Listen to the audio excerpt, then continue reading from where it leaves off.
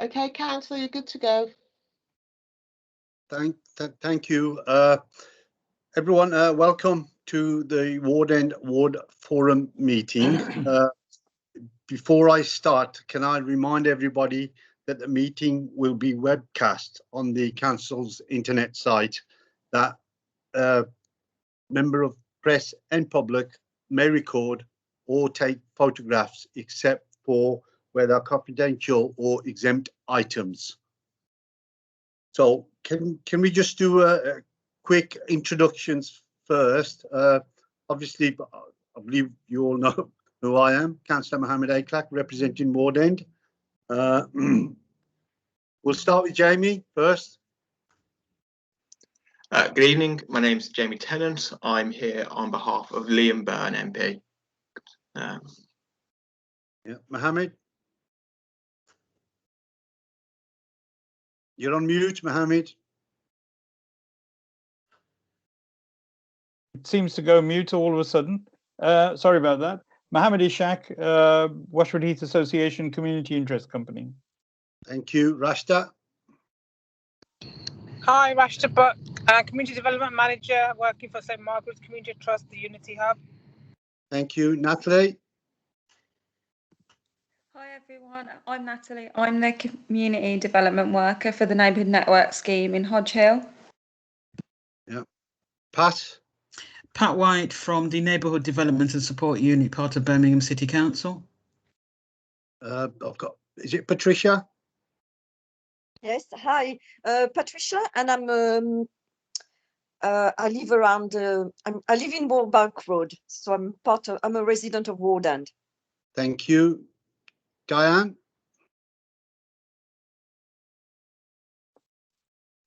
Thank you, Chair. Councillor Diane Donaldson, representing Bromford and Hodge Hill Ward. Majid. Thank you, Majid. Yeah, Councillor Majid Mahmood, representing Bromford and Hodge Hill Ward. I'm actually in another Zoom meeting as well, so I'm just interested to see if there's anything in relation to Bromford and Hodge Hill Ward that's picked up here. Thank you. Okay, Bev. Hi there, everyone. Beverly Edmead, Communities. Oh God, what's my title? Community Governance Manager. Sorry, it's been such a long time since I said that. So, and I look after wards in all the wards in Hodge Hill and other parts of the city. Thanks. Thank you. After the introductions, I'll just give you a quick update on Ward End. I'll start with today because we've done 2 litter picks, thanks to Feroza and her team and the local police officers who actually attended. We started in Pound Green, then there was another team from the Dolphin Centre. I mean, Jamie made an appearance before he had to shoot off as well. So a lot of volunteers from the Dolphin Centre, loads of ladies, local residents, and people from Friends of Ward End Park. Really productive day today. Ward End Park looks absolutely fantastic, absolutely spotless. They've done the pond area and the top part of Ward End Park, so it's really good. Thanks to the police. There was what, 4 or 5 officers who actually turned up. The new sergeant turned up as well. So it was really good to see local people getting involved in the litter picking. Just an update on. I'll start with Ward End Park. The 2 volleyball pitches are coming on really well at the moment. The grass is actually growing out of them. The cricket nets have been renovated. I must say, very well used. Both especially the cricket nets. Obviously, with the weather, we're getting lots and lots of people. And I did appeal to everybody, even on Facebook. You know, if you're going to have picnics there, just an appeal to the local residents, please put your litter in the bins or take it back with you. You know, these litter picks can't happen every single day. The Katib, the guy who works in Ward End Park, absolutely fantastic. He's doing, you know, he's not full time because he goes to Shard End as well. But he's doing really fantastic job at Ward End Park. The other issue is a major one, which is not just Ward End, it's across the city. We've got a briefing next week on the measures that we're going to take, or the Birmingham City Council is going to take for the fly tipping. I believe there's some new rules and regulations. There's going to be enforcement officers, more enforcement officers, cameras. So we will come down on the fly tippers, and we should see a massive improvement. With the Commonwealth Games next year, I think we need to show the world, that Birmingham is a good, clean, environmental city. Just briefly, we still got issues from residents. One of the issues we actually face is the new clean air zone, which was, the payment was delayed for 2 weeks, but it did come into force first of this month. A lot of the other issues, apart from fly tipping, obviously housing is a major issue. Shortage of houses. There's a lot of people on waiting list. A lot of my inquiries are to do with housing, fly tipping. Spoke to the local sergeant. We've still got a lot of issues around Washwood Heath Road by Pelly Power. Parking issues, litter issues, antisocial behaviour. I had a good chat with the sergeant. They're going to make sure their presence is there. That's about it, unless anybody's got any questions. Are we still waiting for our speakers, Bev? Yes, we are, councillors. I've sent another email to them and I've resent the link, so I'm hoping that they'll be able, if they just restart their computer, they'll be able to get in, but I'm not getting any joy at the moment. Okay. Can I just say something? I know there's issues that you're talking about fly tipping. One of the biggest issues in Warden is that eyesore building, the old DSS office. That belongs to Dr. Abid Hussain, who runs the practice at the Pearl Medical Centre. Not anymore, it doesn't, Mohammed. Oh, has he sold it on? Okay.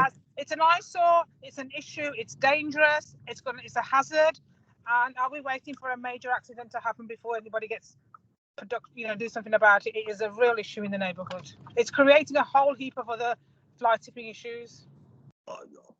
I'm aware of that, Rashta. Trust me, I'm working on it. The fly tipping is reported on a regular basis. I do the walkabouts. The new owners of that building, I've not met them as yet, but I'm hoping to in the near future and discuss with them what the plans are. Yeah, I mean, yeah, okay, that's fine. I think the residents are hoping to get together in the next couple of weeks, and maybe we'll invite you to that meeting to have a kind of a more local conversation. But it is a real major issue. I agree completely, Rashta. Yeah, that particular building, I believe, was used as a cannabis farm at one point. Right. And it also is a construction which is a modular construction. So get ready for some planning applications, because they can actually take that up a couple of more floors and make it a taller building on the existing structure. So get ready for whatever's coming. Wow. Joe's just joined us. Hello, Joe. Hi, everybody. Huge in some technical issues. Right, okay.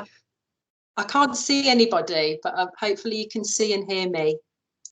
We can, Joe. Have you actually got a presentation for us, Joe? I have got a presentation. I'm feeling a little bit shaky about starting up a PowerPoint straight away, but I'm going to give it my best. If you're ready for me now, or if you do a quick introduction to the team, then we'll have a go.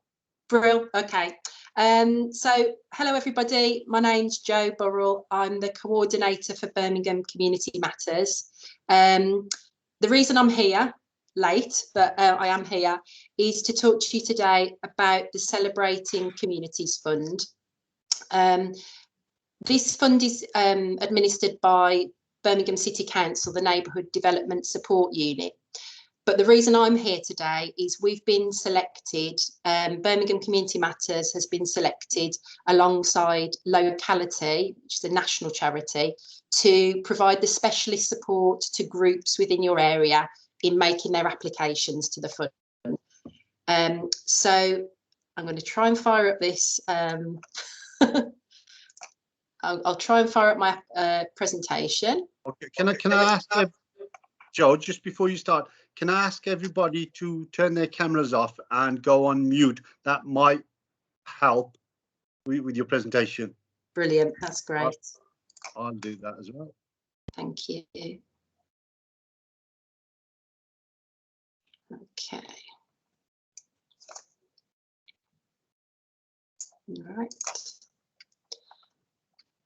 Can someone give me permission to share? It says meeting organisers and presenters only. Brilliant. Okay. Bev? I think Bev's on it. Yeah, that's all sorted, Joe. That's Thank you, Bev. permission to share. That's great. That's okay. My computer's catching up now. Right. Okay. Okay.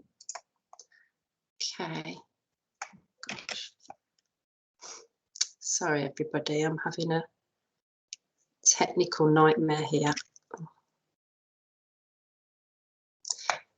Can you see that? I don't think you can. No. No. No. Okay. Just bear with me a moment. I may need to just talk through it whilst my computer catches up. Joe, it's Pat here. Hi, Pat. Hi, I've got one of your presentation. I'll see if I can share it from my screen. That would be amazing. Thank you. Just give me a minute. Thank you. Cheers, Pat.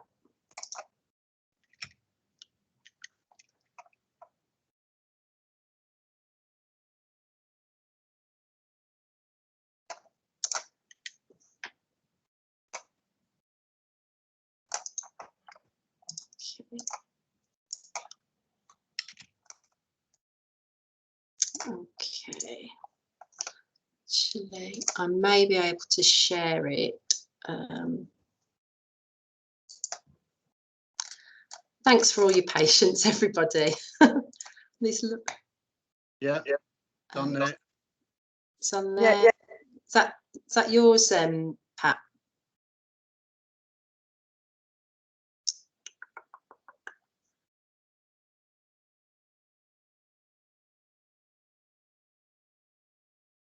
Okay. How long would you like me to talk for? How long have you got? We've got. How long roughly is the presentation, Pat? Sorry, Joe. I've done a shortened version. The one that we've been doing in May and April and May is around an hour, but you probably don't want to sit here for that. So I can sort of cover everything in 10 minutes, really. Yeah. Try that, and if there's any questions, you can actually go back to the slides. Absolutely. Brilliant. Okay.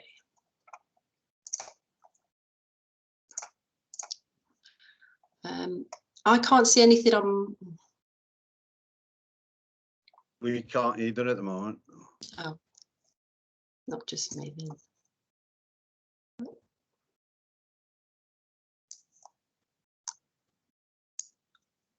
Okay. So I think we'll just have to talk through because I'm also. Yeah, I think everything's snaring at my end. So I'll send this out to everybody afterwards, and just apologies for the technical glitches. It's not my night, obviously.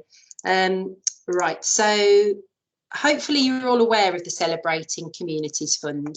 As we said, it's a fund that's being managed by Birmingham City Council on behalf of the Commonwealth Games legacy team.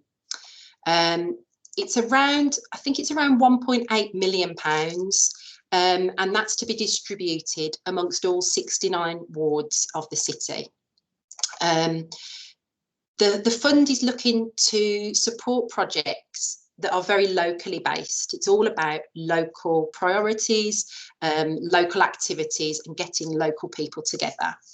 And the themes that they're looking at, there's 3 themes: get active, ready, steady, fun, and celebrating culture. So briefly talking about those themes. So get active is what it says on the tin, really. It's about getting communities out and about, encouraging people to participate, not just in sports events, recreational activities, encouraging walking and cycling, and just really anything that will firstly improve people's health and well-being, but also bringing people together. So it says in the guidance that events and activities should try to incorporate some of the following elements. So walking and cycling, sports days, community game of thing, and then also looking at celebrating the open space in your area. So getting people together and sort of connected in those spaces. That all of us have been using so much during lockdown, but actually like getting people together and celebrating in those spaces. The second theme is called Ready, Steady, Fun. And again, that's got two sort of elements to it. It's about making the area games ready. So that's got a lot of around not just clearing up areas, but beautifying them, make so some of the suggestions being like flower displays or displaying flags, or just really thinking about those areas in your ward that are a sort of local focal area, and really kind of brightening them up. So to bring the games to each and every ward in the city. And the second part of this Ready, Steady, Fun theme is again around, it says celebrating communities and having fun. And this part is around really celebrating our community's history and diversity. So, this Birmingham is a hugely diverse city and has a lot of strength from that. So really celebrating the diversity of the city, the countries of the Commonwealth and people that may be here, and getting people together and helping people to connect with each other. And then the third theme is celebrating culture. So that is around community-led cultural events. So a real look at Birmingham's place in the Commonwealth, an honest acknowledgement of Birmingham's legacy, about immigration, why people are here, what they've brought to the city, how, that diversity makes the city. It says the stories of Birmingham and its residents, including those unheard stories, so bringing them out to celebrate the city, and around, pride in being a Brummie as well, so sharing stories and experiences. There is a fund that kind of sits alongside this that is also being administered by Birmingham City Council, and that's the Creative City Small Grants Programme. That's just opened, and is a bit of the grants are slightly larger, but what they've said is that any projects that are looking at sort of a cultural, arts, creative element can look at maybe match funding those two grants. So that would allow for sort of bigger projects, and that they're cross-city, they're not ward-based. So those are the three themes. So there are 2 rounds of funding. The first round closed on the 1st of June. So myself and me, we were doing briefings to groups in April and May, and applications went into the Neighbourhood Development Support Unit, and they're currently looking through those applications to get a feel for who's applied, what wards they're from, what kind of projects are coming in. As I said, each ward has been allocated a pot of money. So that's been done based on a number of factors. So it's indices of deprivation, size of population, and also whether the ward is a 1 or 2 councillor ward. That total pot of money needs to be split between 2 rounds, and that might be a conversation to take place at Ward Forum, which is about how you'd like to split it, whether you want to front load it or push it towards the second round. That's a decision that you might want to discuss. And then the decision making, as I said, will take place at Ward Forums convened with usual attendees. So I'm not sure what the councillors for Ward End and Bromford and Hodge Hill have decided, but there'll probably be a meeting sometime in July, maybe September, where you'll be presented with any projects that have applied to the fund in this ward to consider whether you think it would be something that fits with the priorities for the ward and what you want to see celebrating the Commonwealth Games in your area. I think it's probably a question that's come in, so just before that, before that comes. So the total pot awarded for Ward End ward is £17,500, and the total pot awarded for the total pot available for Bromford and Hodge Hill ward is £35,000. So these aren't huge sums, as you might note. They're very much around that kind of localised resident and community organisation led activity. The applications are in, there's 3 types of applications. There's one which is under £1,000, there's one which is £1,000 to £5,000, and there's one that's £5,000 and above. But I think from looking at the amounts there, I suppose it's again something for discussion about whether you'd like to see, you know, lots of smaller projects dotted around your wards. You know, I think if a project came in at £10,000, it would really have to have a lot of impact, a lot of, you know, legacy attached to it, and a lot of buy-in from local people. So I've talked about the NDSU, they're reviewing applications. So the next round opens on the 1st of October. So I suppose for this meeting, you know, it might be worth discussing the kinds of projects that you'd like to see, the organisations in the area, residents groups, smaller organisations, charities that are based in the area and that operate in the area that might have a plan of something that they'd like to do. I think I probably should have said this a little bit earlier on. One of the in the guidance for the grants, it talks about how the activity, it asks the applicant how their activity supports their local ward plan or priorities. So each ward, as you know, have written a ward plan, and within those ward plans there are priorities that have been highlighted. For some wards and for some ward plans, they are quite general, quite, you know, more themes, so environment, I think housing, those kind of things, and in other wards they are a lot more specific. So it just asks the applicants to have a mind to that. You know, you want to make sure that the activity that you want to do in the area, you know, celebrates and links local people to the Commonwealth Games, but also fits in with what the priorities of the ward forum are. Right, I think I'll stop talking there, but if there's any questions, now my computer's stopped glitching, I'll be happy to take any.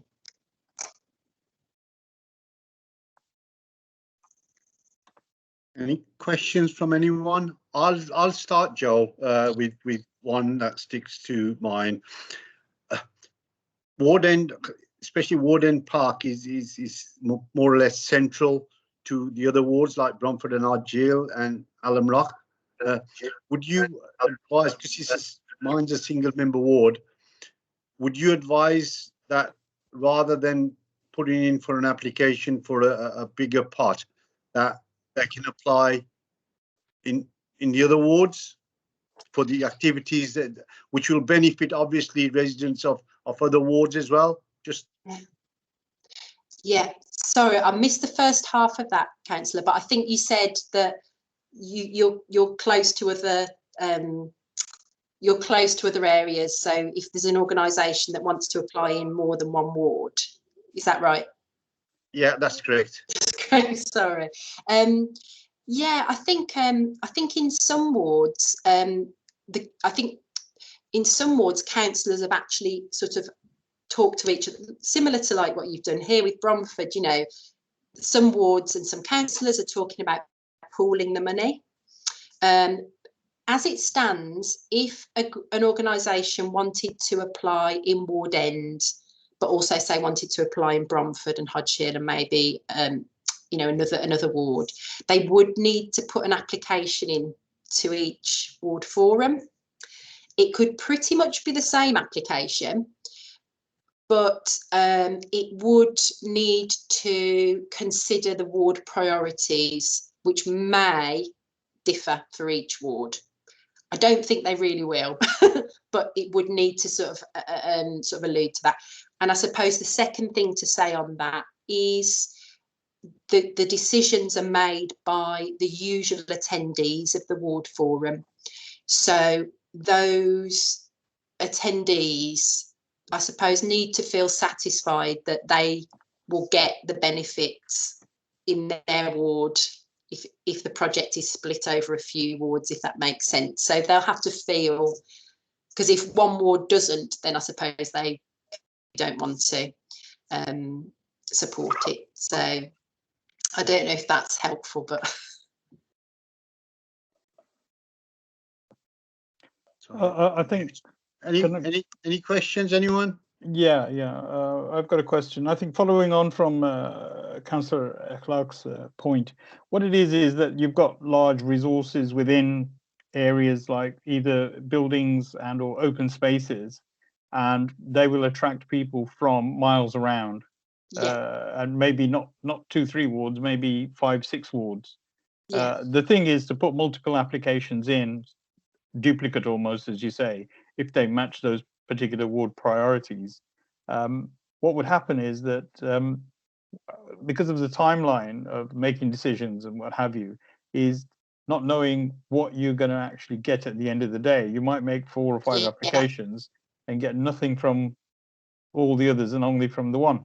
So if someone was to put, say, for example, a hypothetical number and say, this is what we need, but it's dependent on, this is what we need in total. What we're asking from you is this amount. So if it's shared amongst so many wards which we've applied to, if it was forthcoming in smaller amounts, it would equate to what we want, and therefore take that burden away from one ward, as the councillor was saying, so that they can spread the money a bit more better and a bit more kind of like sensitively around their own wards. Yeah, I think I can see that's. Yeah, I can see that's a way of doing it. I suppose if you're talking about I suppose I would say that if it were, I suppose we're thinking about if it's a place-based activity, so like you say at a centre, because I think it's, I don't know. I mean, I'll give you an example. Yeah, I'll give you an example. For example, I do something in your back garden and you live in Hodge Hill. Do I then restrict only people from Hodge Hill coming there because Hodge Hill were the only ones giving me the money? It's kind of like, you know, people of Hodge Hill would say, or people of, say, we're talking about Councillor Aikhlaq at the moment, Ward End puts, say, £2,000 into a project, and we run that project, me and you together, and our team of volunteers. And basically, you can only get, say, 100 people into that performance or what have you. And everybody who arrives there are from all over the city. There's nobody from Ward. And we say, well, hang on a minute, Ward End paid for this, and you're taking advantage of Ward End's resources, but you haven't paid nothing into it. I suppose it's more, I would think the grant would go more to the place rather than the beneficiaries. Okay. But I do see and take your point there. Yeah. I'm thinking on your line. So have you got a place or a contact number where we could get in touch with you and spend a bit of, not too long, don't want to take up too much space, and I promise to buy coffee, and that won't be a bribe. I'll declare that now. Well, yeah. So the way that the process is working, so we're covering all of Birmingham. So at the moment, the fund isn't open. So at the moment, what we're doing is, well, the NDSU are looking at the round 1 applications, and when they've got a feel for which applications need support, will Birmingham Community Matters and Locality will be working with those applicants to just strengthen their applications. I should have said that NDSU, they're doing a sort of due diligence check, really. They're not making any decisions about, you know, what's a good project, what's not a good project. They're just checking and making sure that it's eligible and not wildly out there, will help to strengthen the applications. Then the applications go to ward forum for a decision. So for round 2, we'll start doing some briefings for that in September, with a view to having briefings in September, and then the fund opening in October. We'll do some support to groups during October in time for them to submit by the 30th of November. So the answer is yes, but not yet for an application due for round 2. Okay. Yeah, I was just about to ask Joel the help in vetting and helping organisations with the applications. Be good for them to have any details of where they can get the help initially when they're actually filling in the applications. So that would be good for the people who are actually applying. Yeah, that's a really good point. That was a reflection from the first time round, that we did some briefings and we gave some support sort of in an ad hoc way to people who hadn't made a start on their form. In the round 2 applications, we'll be doing a lot more of that kind of for people that really need the sort of kickstart, if you like, that haven't perhaps written a funding application before. So that definitely will be available, and that'll be available through BCM and locality. Okay. So where do you sit in a physical office, or are you working from home? Yeah, so BCM, we're a small but perfectly formed. There's myself and my colleague Afsari. There's 2 of us. And we have associates that we work with, so we're all completely remote workers. And and locality are a national charity, but MENA's based from home in Birmingham as well. Okay, I got you. So we can go anywhere, I suppose, when we're allowed. That's brilliant. That's brilliant. Okay, any more questions from anyone? Can't see any hands up. Joel, would you like to pop your email into the chat for people? They need to get in touch, please. Will do. Yeah.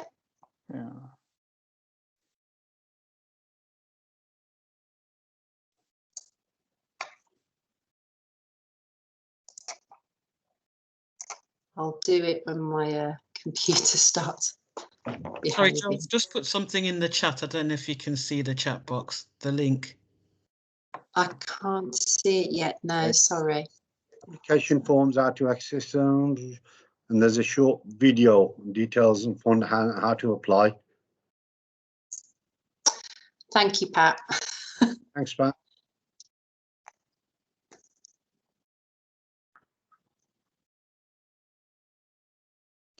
Any more questions from anyone?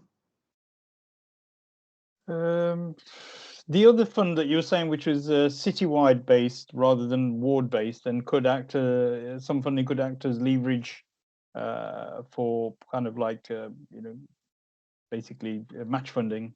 What was the name of that fund you mentioned earlier on? The matching one. Yeah. The citywide one, not the ward one. I think Joe's gone. Screen is frozen. Yeah, she's froze. Okay. It's called Celebrating Cities, I think, or Celebrating Cities, or Commonwealth Cities. What was it? Celebrating Culture? I think it's Celebrating Culture. Yeah, I think it's Celebrating Culture. I think. We can find out. Yeah, we've got another guest here, Mohammed Amin. You'd like to introduce yourself? Mohammed Amin, you're on mute.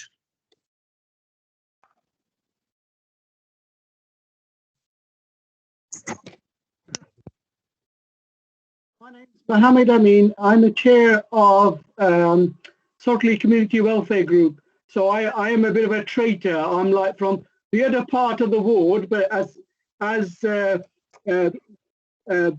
previous speaker mentioned earlier on, I'm from the Aikhlaq ward. Anything that we do in our patch makes a reference to your patch as well. So I'm only on here just for information to find out what's going on and what's happening. Good to see you, Mohammed Amin. Thanks for that sir. introduction. Thank you. Thank you very much. Joe's back. Am I? I've been able to hear. I've just frozen on there. Yeah, sorry about that.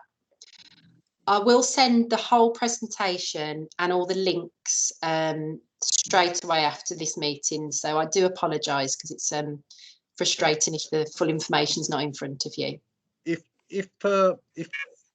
If everybody puts their emails in the chat for Bev, so to make sure that you get all the information that Joe's going to send, the whole pack, which is, I've been through it, it's about an hour's presentation. She did a briefing. So if you want that pack, if Bev hasn't got your email address, if you want to pop it into the chat, we'll make sure that Joe gets that email to you with that pack. Yeah. That's great. I think Bev's got my email. Yes, I have. That's Thank fine. you. Or Thank just email me separately if you don't want to put your email in the chat, because obviously everybody can see it. Of Just course. send me an email and I'm happy to sort that out. Yeah. I mean, I'll hold my hand up straight away and say, normally we do an event in Ward End Park, which pulls in about 30,000 people over 2 days, weekend. And it takes a whole year to plan. It's quite resource heavy. But this year, you know, we're looking, because we've been shut down for 2 years because of COVID, and because of the Commonwealth Games next year, we really want to put in the extra mile. So there's a lot of kind of issues that I want to attach to that. And that's why I thought spending some time with you, just kind of picking away at it to say, you know, what's relevant, what's not relevant, how does that fit in quite snugly, or does it just kind of sit on the periphery, and then basically put it out to different wards around the city to say, this is what we're looking at as a cost. Are you happy to share that kind of cost with us, or should we just concentrate on the more willing kind of like wards, you know, whatever? Because our kind of like you don't get all the people from Ward End, you get the people from all over Birmingham and beyond. So the impact is quite large. I mean, you can reference it on YouTube, and we've got records of it going back. Lord Mayors and councillors have attended, so they know what we do. But again, there are other organisations, and they quite rightly have got a lot of good project ideas that they want to do as well. It's about being fair and equitable with everybody, really. Yeah, and they make myself and Majid Mahmood do all the heavy work, you know, shifting all the heavy stuff. Come on, Mohammed. Like I said to you, help me put a bid in for that machine, and we'll actually clean the whole of the wards up, and we'll have money to spare. Brilliant. Okay, that's fantastic. Anybody else got any questions? I can't see any hands up. Rashta, is she still here, or is she gone? No. Okay. Another question, if I may. Sorry for taking up. Nobody else seems to be asking. I thought I'd hold back and let other people have a chance. These smaller organizations, because we work with a lot of smaller organizations where some of them are not constituted, but they're very committed to what they do, and they have been doing it for years. And there's physical evidence of, you know, them being involved with, you know, activities around Birmingham, sometimes quite high profile. If they were to put the bid in for up to £1,000, and they need a sponsor organization, can we act as a sponsor organization? And if we do, what do we need to qualify to do that? Yeah, absolutely spot on. I should have mentioned that in the presentation, but yeah, and I think again with these small amounts, that's exactly what the NDSU and Birmingham City Council want to see. So yes, you can act as a sponsor organisation. I'm going to defer to Pat about whether it would be, I don't know who would sign the COGA, whether it's the condition of grant aid. Pat, I don't know if you. At this moment, I couldn't give you a definitive answer, but it would be the applicant for the funding, not the sponsored organisation, unless the organisation haven't got their own bank account details. Then we would look to the sponsor to hold the funds on their behalf. Yeah, we could do that. That's fine. That's fine. We could possibly look at supporting these organisations to just set up a small club account in the bank or something like that.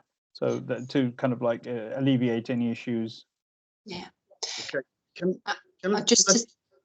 Go on, Joe. Carry Sorry, on. I was just going to say what might be useful because of all your experience of organising these large events as well is those kind of risk assessment forms and sort of, you know, that kind of, you know, stewarding and that knowledge. It's about 65, 70-page document, and we get interrogated by city officers, fire service, ambulance service, police service, you name it, everybody's after us. Rather you than me, but that knowledge is really valuable, and across the city will be really valuable. So well, I'm happy as long as they want to pay towards some of our costs, then I don't mind helping them, you know. Yeah. Okay. Brilliant. Thanks, Joe. I'd just like to bring in Natalie, if she's still here. Natalie does organisation NNS Hodge Hill. They do some fantastic work. You know, I often attend their meetings. They've got grants available for in the over 50s, but they're doing some locally. They're doing some fantastic work. So, Natalie, do you just want to brief some of the people on the sort of work you do and what's available? Yeah, thank you. Sorry, I thought I'd put it in the chat because I didn't want to interrupt. Yeah, so just I guess to summarise, so I work for Power Advocacy, which is an advocacy service. So for in Birmingham, we have all the statutory services, but my role is a community development worker for the Hodge Hill NNS team. So I guess historically, the project has been to support over 50 community groups that are supporting over 50s. However, Sutton Coldfield and Hodge Hill NNS have been asked to do a pilot, so to expand to younger adults with additional needs. And I guess the 5 groups that are included in that is mental health, learning disability, autism, physical disability and sensory impairment. So we've just started doing that now. So we're just in the middle of doing a mapping exercise. But part of the project is to do some mapping, find out what's already available in the area. But then we have small funding available to community groups that are supporting people in the Hodge Hill constituency. And then we also are doing some capacity building workshops, so like safeguarding training, mental health awareness, domestic violence, and so on and so on. So just to give you a brief overview of the grant fund, so it's up to £10,000. We have a very small micro fund for any group that's not constituted, and that's up to £250.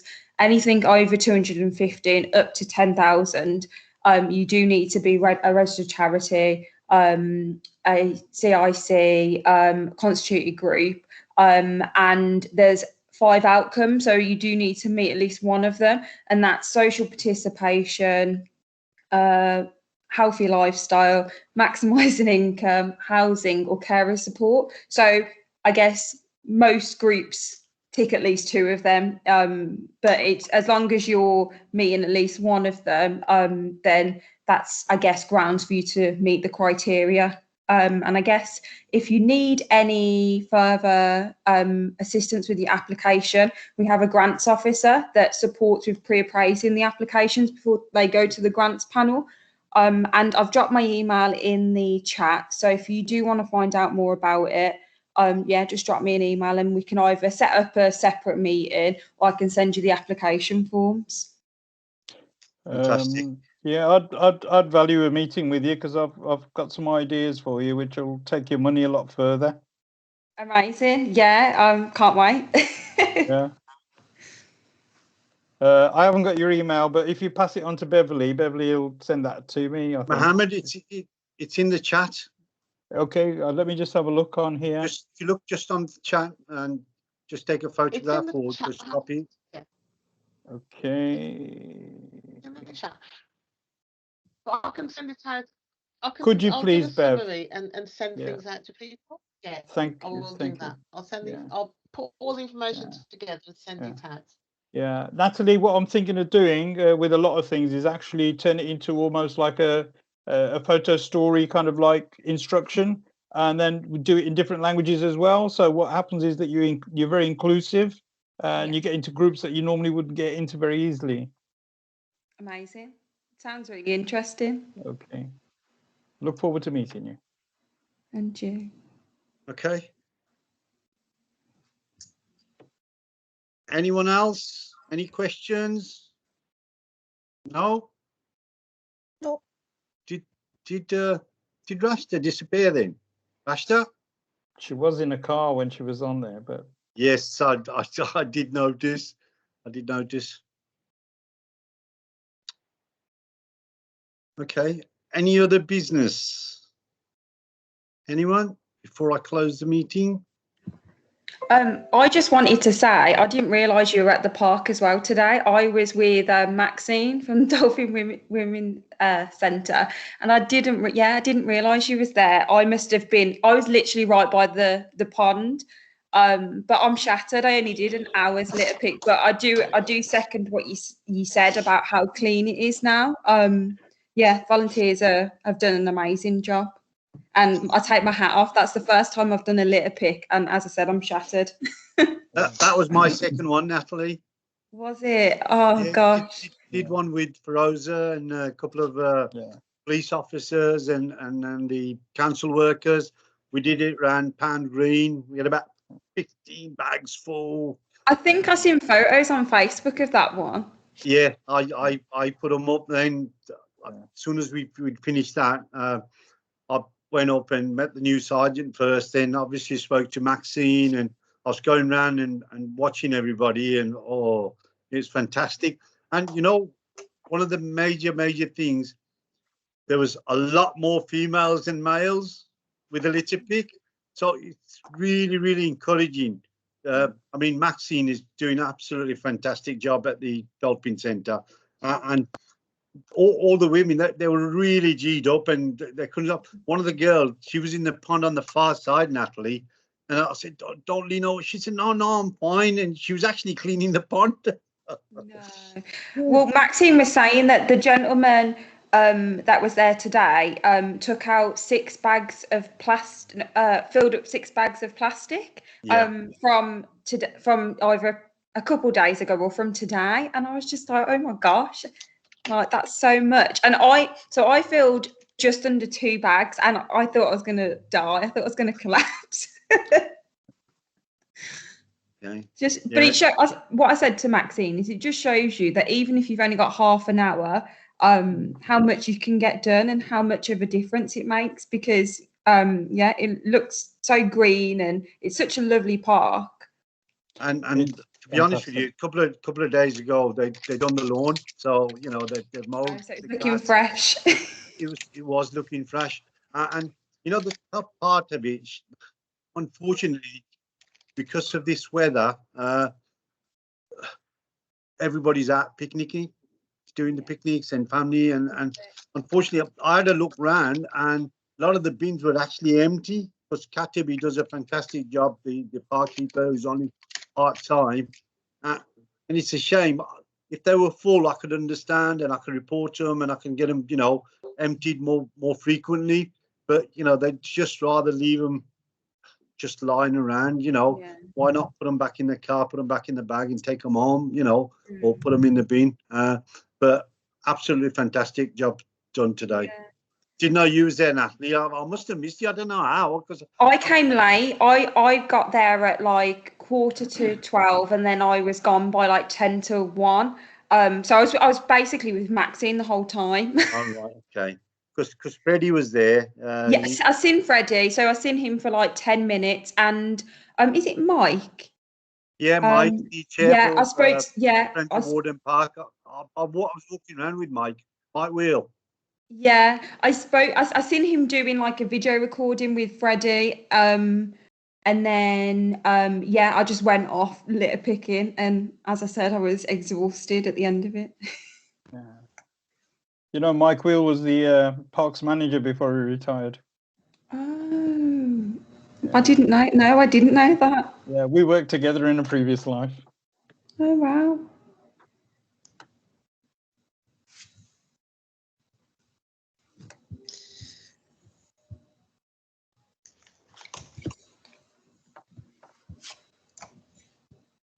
Right.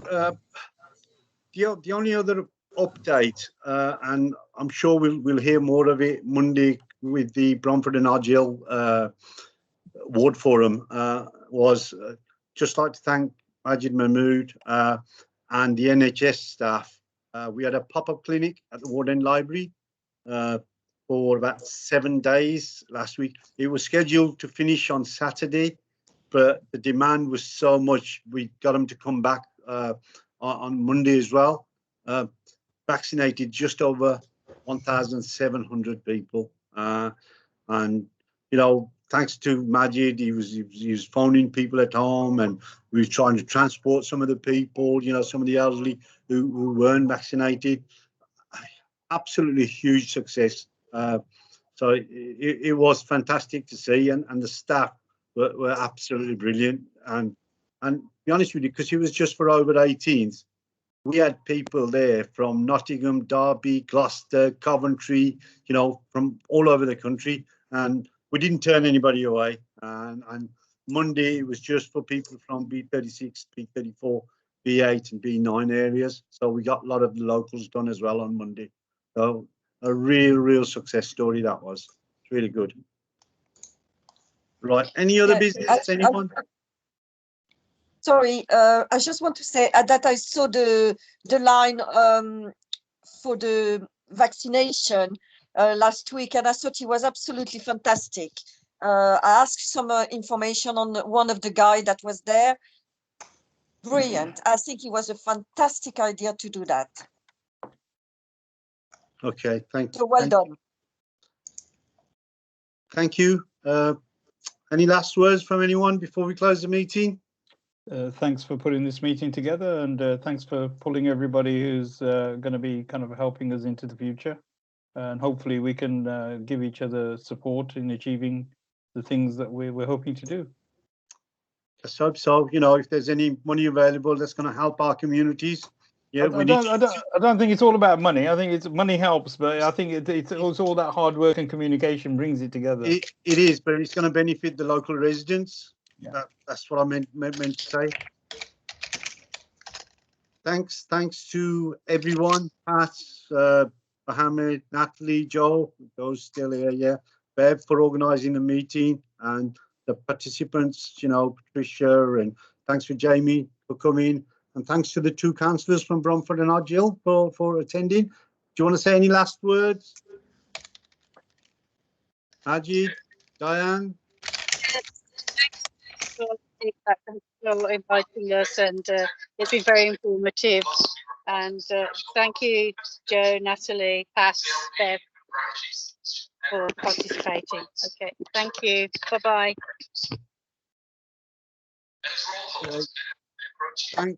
Thanks, everyone. Bev, thank you very much. Bye-bye. Bye-bye. Have a nice evening. Thank you, everyone. Okay. Thanks to Mohammed Amin, who was a guest as Bye well. all. Thank you. Thank you. Bye. Bye.